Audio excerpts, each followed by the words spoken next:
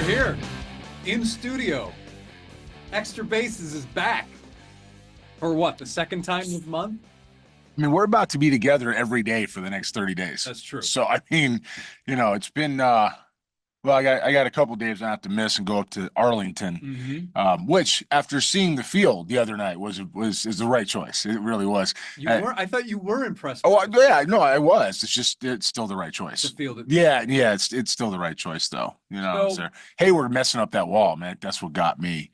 I can't play there. The out of town scoreboard. Yeah. He took a piece out of it. But we're going to be out of town. So it's not going to score anything. All right. Well, about 3 games left in the Major League Baseball season. Let's play a game of Would You Rather, Jeremy. All right. If you're the Houston Astros, would you rather face the Detroit Tigers in the first round, the wild card round, or would you rather face the Kansas City Royals? Royals. Why is that? Because the Tigers are hot. Okay. Tigers are hot, and they're fearless, and they don't care. Royals have been good. They're going to have low pressure. Tigers are not supposed to be involved in this, and that they're chasing the Royals, and the Royals have a little bit different approach to them, right? So Tigers aren't going to understand the moment that they're in. Yes, AJ Hinch is their manager. They're just not going to understand it yet. They're early. So if I'm the Astros, I want to play them and hit them hard.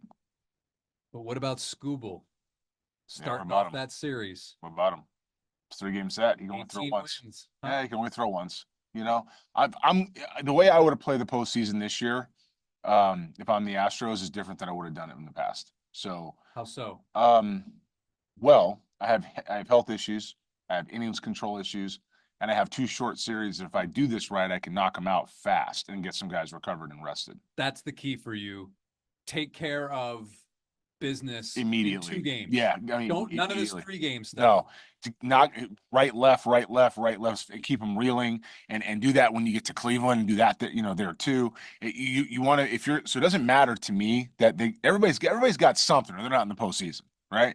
You're not going to be there without having some kind of warriors, if you will, But with that said, the Astros we think have a chance to win the World Series, just how they're set up, but they have to play each game. I hate to say it this way, as if it's an opener type situation, right? Especially with a guy with Verlander or a guy like Arrighetti. You think Verlander's going to be on the playoff roster? I don't think he's on the first one. He's on the second one. Okay. And I think that's actually going to be good for him. But if I've got Blanco and Arrighetti and I've got 3 games, as soon as you get in trouble, you're out. Let's go to the next guy. I'm not messing around. I want to win in 2 nights, right? I'm bunting, I'm hitting and run, I'm swinging the bat, I'm putting I'm controlling the strike zone. Anything I can do to get a run an inning. You know what they call that? They call that baseball. I'm gonna go play baseball, and I'm gonna use my pitching as aggressively as I can to knock people out.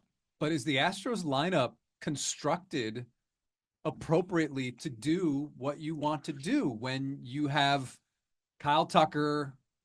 I assume he's remaining in the 2-hole when Yordan comes back for the playoffs. See, that was it right there. That was it. That was the Emmy. Right there. That's why you have them right there, because you know what that is. This is set, and then we're gonna. Wait, what? There's the set, and then here we go. And what I'm saying. I'll say it this way: when they went on their run, the stuff we talked about the other night at Minute Maid, the almost historic or best in recent memory, however you put it, right? Of 61 wins, was that it? It was a lot. The number. Well, it was a lot to a little, right? They had this certain way of flowing throughout the lineup. Then they decide they're going to play with it again. So it depends which Astros team shows up. Now, you want to know what's certain? Anybody want to know what's certain? The minute I say they should do something, the analyst in the office is going to go the other way. Okay? I don't really care right now because they're in the postseason. Like I said the other night, we'll talk about this for a long time. So here's my lineup. Here's what I'm going to do. Let's hit Alvarez second.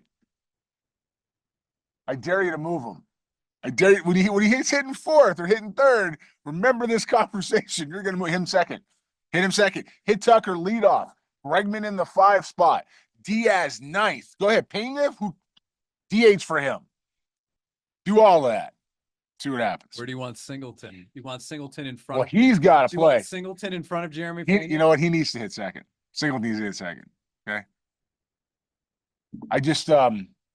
I think if the Astros show up with Altuve, Bregman, Alvarez, Tucker, Diaz, Hayward's got to play. What's that? 7? That's 7. Alvarez is your DH. Hayward's in left. So you got Myers and Pena, or McCormick and Pena, whoever's healthy. Myers. Myers, Pena, 8-9. No, well, Pena will never bat ninth. Well, why? I'm just telling you, Well, he so- won't. He hasn't batted. I don't think he's batted ninth. I want him on base as much as I can. So he's 8 and Myers is 9, but that's probably how I'm doing it. Now, my gut reaction for would you rather was I'd rather face the Tigers because the Royals have some boppers, man, in that lineup. Yeah. And then I think the depth is pretty good in with the pitching staff. Seth Yeah. Lugo has been incredible. Yeah. Now, looking at the records for this season, Royals 3-4 against Houston this year, and then the Tigers were 2-4. But now, when I look at some more numbers, Jeremy, you're probably right. Have I ever said that? I don't know. You know who hasn't said that? I got a list. So Royals in the month of June, let's start April 17-11. Yeah. May 17-11. Yeah. Playing 607, 600 baseball. 34 and 22. Yeah. June comes 12-15. July comes 13-10. August comes 15-13. September 9-12. So really they, for the past 3 months, have really, 4 months, have really been barely keeping their head above water. 83 wins. 84. So they're 84 and 74. 3 to go. Something like that. And Tigers right behind them. Boy, 4 to go. the Twins just decided they didn't want to play anymore, huh? And then listen to the Tigers. I'm taking March out of the equation, but April 14-13, May 11-16, June 10-17, and they're Yeah. floundering. Yeah. July 14-11. Who they hit second? Sorry. August 17-11. Yeah. September 15-6. Yeah. You know, keep in mind AJ Hinch is the guy that in Houston in 2017 went upstairs and told Jeff Luhnow to stay out of the clubhouse. That's what he said. Stay out of my clubhouse, stay out of my lineup. I got the lineup. You want to give me numbers and probabilities? Fine. I'm gonna run I got the lineup. I know another guy who did that. Not with Jeff, Who? but did that in general. Who? Hey man. Hey man. Who? Hey man. Who's who are we talking Would about? that be enough of a hint? No, I'm Hey, lost. I'm lost. Dusty. Oh, Dusty. Yeah. Hey man. Yeah. Dusty, this team's here. Okay, remember I said this. Dusty's here, they win 10 more games. I wouldn't go that high. No? I'd say between 5 and 7. I'm gonna say 10. And the reason I'm gonna say 10 is because I think the pitching's used differently. I think we don't even play around with Alvarez and Tucker in the 2 spot. I think he's putting Pena up there as fast as he can, or leaving Bregman there. I mean, I think he's doing whatever he has to do to get a traditional 2-hitter in that spot, and the lineup's moving. I said I wanted Pena there because of how he got started. I don't care. I told you that too. Who it is, one of the two's got to hit in that spot. Bregman we both said Bregman was fine in that spot. That's right. So More than fine in that spot. I think messing. And you're on a heater like that. Now, granted, Bregman had some gremlins or whatever in his elbow, but I don't know why you would mess with that. I just don't. What's the Astros record? 90 what? 90. How many wins they got? 90. I don't know, 90 wins. What are they at? 88? 84? No, the Astros. I know. Really? I thought they were better than that. Hold on. Standings.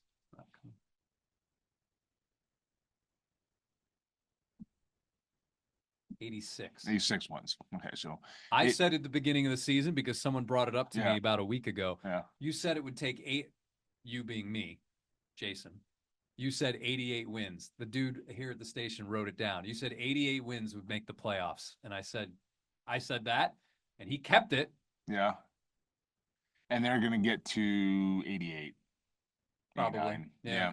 So with Dusty here, not messing around with that But lineup. not 98 win team with You Dusty don't now with think all so? the injuries. Nope. I do. Because the emergence of the pitcher still happens. Still happens, right? So you're talking about problem 201, lineup construction, right? And you're talking about more of what we saw in that that hot, let's call it that hot streak, that good stretch of baseball, really good stretch of baseball earlier. You're not talking about a team searching for identity and comfort because that was what he was good at. That's what Dusty was really good at, right? So you're talking about 10 wins to me. Now, if it's 2 wins a month, that's 12 wins. Okay. Do you think he lost 2 games? Do you think he lost 2 games a month over the course of time with that lineup the way it was? Yeah. Okay. That's Okay. 12 wins. All right. All right. So now all of a sudden that 88 win team's a 100-win team. Which I don't know what I said, but I know it was above 88. Astros one run games this year, 17-27. And that's lineup. Is that something to be concerned about come playoff time? No, because it's the postseason, and because the way they're going to go about it, they're going to bludgeon people or they're not. But I also think, again, that if they get the lineup right, I'd be curious to see how many of those one-run games they lost with Alvarez or Tucker hitting second. I don't know if I can do. Well, I mean, I could do that. I'd be curious to see that because I'm going to bet they lost 2/3 of them with him hitting second. I'm going to bet. That's for another time. That's for another time. But we'll talk about the lineup construction for years because they say a clock's right twice a day. I'm not a clock.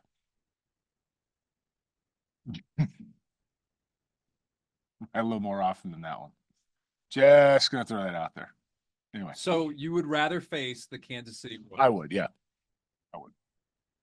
And after looking at the numbers and the heater the Tigers are on, probably the Royals. Yeah, the Royals, yeah. Also on Thursday, September 26th, the final game for the Oakland Athletics at Oakland Coliseum. You sent me a picture. I can say what it is, right? Yeah. And show it. Of your father with Ron Washington and Ricky Henderson. Who's that guy? Oh. Man. The man. Ricky's the man. Did you see him today? Was it today? It was today. He was in the dugout. He had a green Oakland jersey on, and he still looked smooth. He had on some white pants and some white shoes, and he had on a collared shirt and it was Ricky's brand walking out the clubhouse the way he used to do it the whole time. You can just still see him with the toiletry bag and the bracelet and the glasses and the toothpick. Ricky was fun, man. Why am I asking you whether you can post this? Because you posted it on X. Yeah, I put it out there. Look at it. Yeah, I put it out there. Now that I actually saw you posted it on that. When was this photo taken roughly? I think that was somewhere around 2016 or 17. I mean, it was Wash's second stint in Oakland after he was let go by the Rangers, right? So before he went to Atlanta, because that's where he went. So whatever his first year was in Atlanta, it was probably 2 years before that. I looked this up today, but it's also been around. Most wins by an opposing team at the Oakland Coliseum in baseball. Houston Astros? No. Who? Texas Rangers. Interesting. But the Coliseum, I remember. How many games did you go there? How many games did you go to as a kid? Over my course of my life? Oh, I'm just saying, say an average summer, little Jeremy and Dad. How many games would you go to? So here's the story. My dad was in law school at Hastings in San Francisco. And is that a college? It was Hastings Law. Hastings Law, okay. Yeah. And the way the story goes is that my dad had some friends and needed an agent. He wasn't going to school to be an agent. He was an athlete, grew up, had a lot of friends from inner city LA, dad's from Linwood, Compton College, inner city LA. That's not, I went to Beverly Hills High School. He did not. Okay. He went to Linwood High. And man, he started going through law school. He got hurt back in the 70s with his elbow and his knee. And, set in the 70s, we didn't have what we have today. So that was it. You got hurt, you were done. And he was 2 years younger than everybody else. My dad skipped 2 grades in high school. Wow. Yes, he was 2 years younger than everybody else. So can you just take just one side note? My grandfather on my mom's side was the only black person in his squadron for the Air Force. Black Ops in Korea out of North Carolina. Wow. My dad, inner city, skipped 2 grades, goes to law school, gets his and a master's degree, UCLA, master's degree from Cal State LA, and then graduates law school at Hastings. My mom worked in customs. She's an administrator in the Compton School District. 3 degrees, including went to law school. My I guess she's my aunt, Kenya, has been a associate or a professor since she was in her late 20s. Wow. Okay. Y'all want to know what it was like growing up in my house? Try half stepping with that. Okay. My grandmother and then my step grandmother, both educators and teachers, and my aunt and works for the city forever, the city government. I'm telling you right now, you walk in my family. Man, you wonder why I am the way I am? Think about that for a second. Like try going in like, I was saying one word to my dad and it'd be out of context. Like I might say the wrong. He's like, "What'd you say? What'd you mean by that? You want to clarify, son?" I I have mean, a family of educators too, yeah. actually. Well, there you go. And that Yeah. explains a lot, right? Explains Uncle, sure. Go on. uncle, vice Yep. principal of Yep. my high school. Okay. Grandmother, teacher. Okay. Aunt, teacher. Okay. Father, superintendent of schools. Yeah. And a few others. But yeah. There you go. Excellence is the expectation. You don't have a choice. There's no half stepping. So when it came to this, my dad was in law school at Hastings. He was 21 when I was born. So he had some more school to go through that. And somehow his buddies needed somebody to help him. And he became an agent. And I literally was walking around clubhouses at 3 years old. Who were the first group of players then? The first guy that anybody would really know Mhm. was Tony Phillips. Okay. Okay. I would love to know the guys that people wouldn't know. Well, yeah, there's a lot. And Okay. there was Daryl Brown, for example, who played for a minute. He was the guy that was ahead of Puckett in center field. Puckett took his job. That's Yeah. how far back we're going. Yeah. And then I grew up and I was talking to Melissa Locker today briefly about, the Coliseum closing. I remember walking into the clubhouse. Well, I remember waking up one day and my dad saying, "Hey, they're going to pick you up and take you to the clubhouse." I was like, "What, 4?" You know?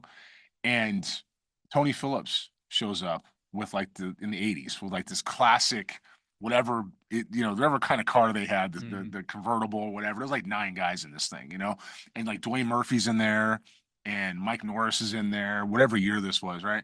And Wayne Gross. So I go to the ballpark and I'm going, yeah, and I go into the clubhouse and I've got this white A's jersey on with the white A's. Tony picked me up at the door. "Let's go, Jeremy. Let's go." So I go right in to the clubhouse and they're like, "Hey, there's bats and take the," and I'm like 4. Like I don't know what I'm doing. And it wasn't like there was any kind of supervision. It might have been 5. It wasn't any supervision. I was just, "Hey, go do this, go do that. Hey, you want to go shag?" "Yeah, but someone's got to be with you." I'm 5. I'm 4 to 4, whatever it is, So how many games do you think that you went each summer? I used to make my dad take me we went back south after law school and I used to go back and forth, right? I made my dad many nights when school was over and he was out of class and done working. We used to leave Montclair where we lived and I used to make him drive me to the How stadium. far is that? The time it felt like, an hour and like 30 minutes. Okay. Yeah. And so we'd go to the stadium, watch the game and go home. So I don't know, 50. Wow. And it was just Sandy Alderson, who you've heard stories about, and growing up around Dave Stewart and Ricky and seeing Jose Canseco for the first time when I was like 12. I'm like, that's the biggest human being I've ever seen in my life. He's coming here next week, but you won't be here.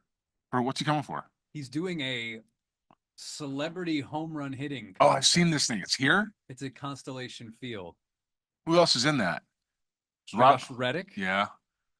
Rafael Palmeiro. Yeah. Johnny Manziel. Yeah. Who else did I see? King of JUCO. Oh, geez, I'm out right now. Anyway, so I look up and I see the Canseco. I'm like, I 12. think that's right. That's the As soon as guy? you said King of JUCO, you lost me. You lost me That's at the King of guy, JUCO. though, right? Yeah, that's him. You lost me at King of JUCO. Anyway, so I look up like this. Canseco's the biggest human being I've ever seen in my life, man. I'm talking about veins on top of veins. I'm talking about muscles and neck. And I'm like, huh? Years later, I ran into him years later. I'm like, "You're never going to remember this because now I'm 6'5", right?" And I'm looking at him like that. And you never would. But I was like, "Man, when I saw you when I was 12, you were the biggest human being I ever saw." He's like, "Yeah, I'm still the biggest human being you ever saw." So he said to me then. I was like, "This is good. This is good." But the A's, man, the city of Oakland showed today what it could be if they have a reason to go. I mean, the romantic part of the game is universal. It doesn't matter what ballpark you're in. It can be Yankee Stadium. It could be, but everywhere has its own flair, right? Oakland has been long years, decades history of liberal politics. It's got decades history of the Black Panthers. It's got hippies. It's got, make love, not war. All the things that came with the 60s and revolutions of that time, right? And the A's showed up right around then. And if you go look at the A's in the 70s, you've got like Raleigh Fingers and you've got Joe Rudy and you've got Ray Foster. that's right. You've got all the guys with long hair and big handlebar mustaches and just Catfish. that's right. And just the time. And they graduated into the Ricky Hendersons and the Tony Phillips and the Bill Almonds and the Dwayne Murphy and there Dave Kingman was there for a minute and then Bob Welch and then later on in the 80s Dusty was there and later in the 80s you've got when they got really good McGuire and right and Steinbach and Carney Lansford, all of that. And the A's, man, the thing about the A's was they were always freewheeling. They always played the game. They hustled, they competed, and they showed up every day and got their stuff done, and they gave you a reason to root for them. Now they faded a lot in August growing up as a kid. I remember my dad's about August 15th. I'm living in LA right now. It's August 15th. A's are going to start fading. And sure enough, I don't know what at the time you don't know what that was about, but when they were rolling, even back to the first Moneyball draft or when that started. So I was playing in Solano on independent ball in 2002 when that happened, right? So I was down the street. It was something different in that stadium because the way the fans went about their game, they really loved their team. Mm-hmm. They really did. And it was different than San Francisco because the Giants, and love Bobby Evans to death, man. God, he's such a great person. He's one of my closest, confidants in baseball. The Giants had their nose in the air a little bit, and it's okay because they're San Francisco and they looked this way at Oakland, and it's just how that went. But the A's didn't care. They didn't care. And the time when I grew up with them, the Warriors played in the same parking lot, and the Raiders were in LA, right? And they had to come back, right? And so to watch the A's leave the Coliseum was like watching my childhood walk away. To watch the A's. I remember moving back to Southern California and being 12 and 13 years old, and when they switched their uniforms to the elephant on the shoulder, walking around like my junior high hallways with A's hats and big jerseys and the white one with athletics, and it was just I had bats and my dad collected bats so I could hit. Ricky gave me all his bats and Tony gave me his bats. I had Joe Morgan bats in there. I'm going to get Hall of Famers bats and swinging them. My dad's like, put that back. I'm like, no, I'm going to go swing these bats to hit.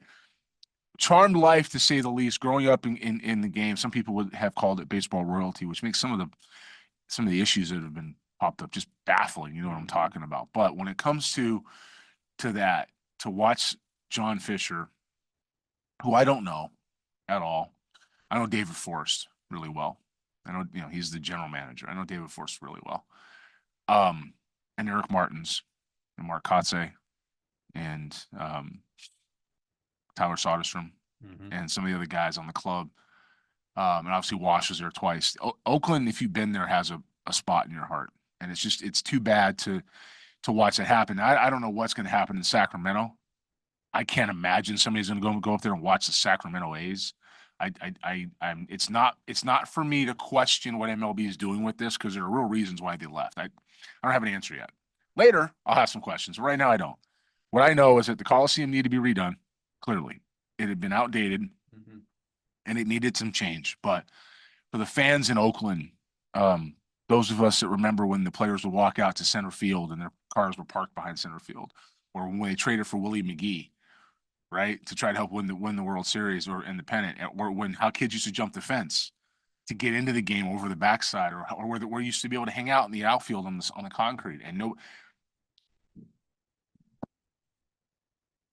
that stuff still happened. It still happened. It's really hard to watch a culture like that walk away. But you know what? That stuff still happened, and I'm glad for everybody that got to experience it today. Those of us who have spent some real time there that aren't there anymore. Certainly, I didn't. I mean, I spent a lot of my childhood. I didn't grow up there. Some guys really grew up there that are hurting. I know they're hurting because they've talked to me about it. Because it's just like, what, the A's are really gone. It's special. Hopefully, you get another shot. And my real hope, although I don't see this ever happening, is that Sacramento is such a flop for the A's. And Vegas is just not something that is going to work out with welcoming them. The Raiders are fine. The Raiders are the Raiders, right? That somehow in the next 3 years, they figured out to take them back to Oakland. Now, I don't think that's going to happen, but the stadium's still there. There's still ways to make upgrades, right? And you can still walk down the street, theory, figuratively, and return to the Coliseum, become the Oakland A's. Think about how history may be different if Reggie Jackson gets the team. That's right. After Bud allegedly promised him that he would take care of That's right. Reggie and his group. And then my guess is that the A's would still be there. Reggie would have gotten stuff done. He would have found a way to get it done, him and his ownership group, and we wouldn't be here at this point. Dave Stewart tried too. He's tried a few times. You know what I mean? People just try to keep him there. John Fisher just, it baffles me to watch how he ran that club into the ground. He really did. He refused to put a competitive product on the field and, gave the fans reason to stay away. All right, real quick. Here are some of the contestants at the Home Run Derby: Jose Canseco, Andrew Jones, Rafael Palmeiro, Eric Sim, a.k.a. King of JUCO, Johnny Manziel, Antonio Brown, with special guests including Ric Flair, Amber Rose, and some other people. I'm not quite sure who they are, but so it's a celebrity softball deal. Yeah, it's a home run deal. How is Eric Sim in that? Just because he has a big following? I guess he can hit home runs, I guess. I mean, he's got a big following. Yeah, maybe that's why. Before we go, can you name the 8 retired jerseys for the Oakland A's? Or retired numbers. 7 of them are numbers. I'll give you a free space. Number 42 is easy. That's Jackie Robinson. I wasn't thinking him, but I think Raleigh Fingers and Dave Stewart are both retired as 34.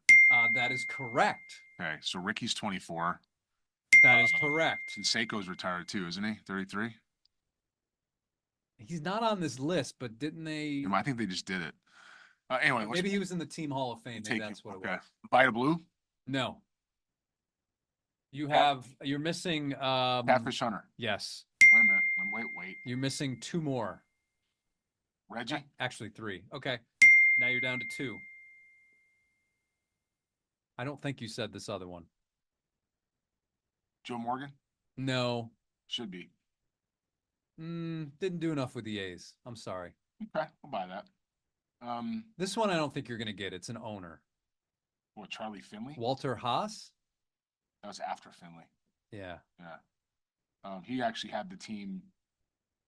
Yeah, he had the team after. Was it after Finley? Must be. Finley. Finley brought it from Kansas City, so it was after that. Yeah. So and then wait. Let me think here.